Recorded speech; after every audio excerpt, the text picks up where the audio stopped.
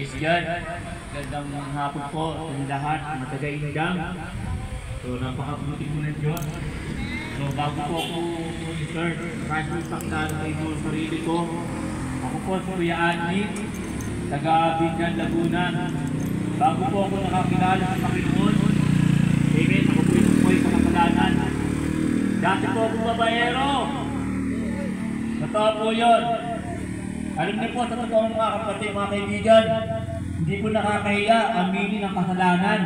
Kasi po, ang kasalanan ang naging dahilan kung bakit tayo nalayo sa Diyos. Amen. Bakit po tayo sa 59:2? Amen. Kasalanan ang naging dahilan kung bakit tayo nalayo sa Diyos. Hindi ang Diyos ang lumayo. Bakit po meron nangangaral ng tayo sa kapsada? Dahil po sa misyon ng Panginoon na lahat po tayo ay magbalik loob sa Kanya. Ano magpektan ng ngayon na nandito? Mahal pa kayo ng Panginoon. Wala po sa pinipili, wala po sa tinatamit.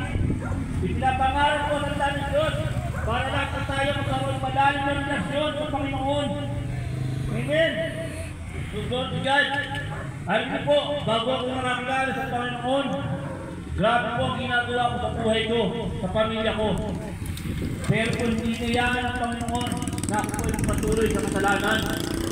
Amen. Kaya po mga kapatid, mga kaibigan, napakalaking bagay po na makarinig ka ng salita ng Diyos kung kukumpara mo sa ibang tao na hindi mo nakakapakinig. Pag puminarin po kayo ng nangangaral ng salita ng Diyos, yun po yung sign na tinatawag ka ng Panginoon. Amen. Marami pong tao kailangan pa na dumanas na matinding karamdaman, matinding pagsubok bago maisip na lumapit sa Panginoon. Totoo po yun. Yung kwento po na Isaiah kay Noah, yung bago siya gumawa ng arbor, mga tao namumuhay sa kasalanan. Dinalalaan na po ni Noah lahat ng tao, pero wala rin po. Yung dumating po ang baha, saka po lumapit ang mga tao, hinihingi ng tulong sa saklolo. So, ito mga kapatid, ano po, ngayon po ako po'y naglilingkod sa Panginoon. Binago po niya ako. Amen.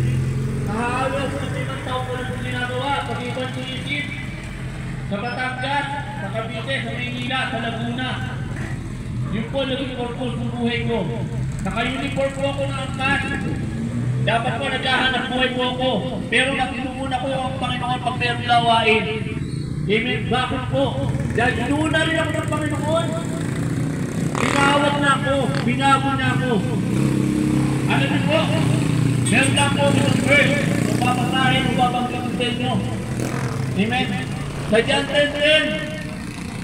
Dalawa lang po ang pwedeng dumating sa buhay natin. Dalawa lang po ang pwedeng natin tanggapin. Amen. Yung ating pamimilian. Sabi ko sa John 10:10, naparito magnanakaw, kung magnakaw, pumatay, pagwasak. Kaya maraming pamilya ang wasak. Kaya maraming buhay na pariwara at nasira. Amen. May mga tao na hindi na matanggap na sila yung makasalanan. Pero ikaw, tanggap ka ng Diyos. Amen. Hallelujah. Kapatid, kahit ang gaano malaki ang kasalanan mo, kahit ang gaano pagkalala ang kasalanan ng gawa mo, mahal ka ng Diyos. Huwag mo isipin yung kapitbahay mo, yung pamilya mo. Wala silang magagawa sa iyo. Ang Diyos yung magagawa sa iyo. Amen. Kung dumadaan sila ng hirap sa mundong ito, sa kapilang buhay, hindi ka darahanan. Saktinagan mo ang Panginoong Jesus sa puso mo. Amen. Pangalawa po, naparito ang Panginoong Jesus. Ito magbigay ng buhay na ganap at kapiyak-iyak. Nanay, siya po ang pastora namin dito. Alam po, napakalaki. Hindi po kayo makinig. Papanalangin po namin kayo mamaya. Papanalangin po namin. Kaya po yung aking pamilya, panatag na po kami lahat. Bakit po? Dahil po, meron na po kami Kristo, meron po kami Jesus Christ. Hallelujah! Sa puso namin. Ikaw ngayon kapatid na nakarinig ng aking patotoo. Wala kami tatago sa Panginoon. Alam na ang pinagdaraanan mo sa buhay mo. Meron kang nililihim, alam ng Diyos yan. Amen. Kung meron kami nililihim sa pamilya mo sa Diyos, wala kang tatago. Lahat ay tatago. Amen. Lahat ng yan, sabi ko sa akin ng mga maran, ipagtutulit natin yan. Lahat ng ginawa natin, masama, mabuti, hayag man, ulihim. Kaya i-challenge ko na po mga kapatid. Sa aking testimony, ipinakita ko sa inyo, pinaalam ko sa inyo yung buhay ko. Masarap po mabuhay na kasama ang Panginoon. Amen. Ano mo, ang mga barkada na dinadala ka naman sa masama, sa maling gawain. Amen. Napakaswerte mo, nakapakinig ang salita ng Diyos. Napakaswerte mo na meron kang kaibigan, meron kang pinsan, meron kang kasama sa trabaho, meron kang kakilala, na pinapakilala ka sa Panginoon, nilalapit ka sa church. Yun ang tunay na kaibigan, nagmamahal. Ito mga kapatid, yung challenge ko lang po kayo. Ito po yung pagkakataon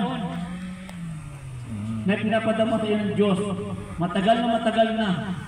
Ngayon, gusto ng Diyos na mamulat ang isipan mo. Natanggapin mo ang pagmamahal niya sa iyo. Wala pong mawawala. Tulad po ng ginagawa ko namin dito. Hindi po kami nanghihingi ng pera, hindi kami nanghihingi ng coppery, wala kami dala. Ang coppery o bag, libre po sa salita ng Diyos. Dahil kami po, libre kami tinanggap ng Panginoon. Nandito po siya sa puso namin. Kung walang Kristo sa puso namin, hindi po namin magagawa ang mga bagay nito. Amen. So, glory to God. Maraming salamat po. God bless po sa mga taga-Indang, Cavite. Mendes po. Mendes po ito. Magandang hapon po sa Mendes. inyo lahat. Nanay, Mendes po. Sa Caloocan po. Nais ko lang po ipatotoo yung mga nangyari sa akin.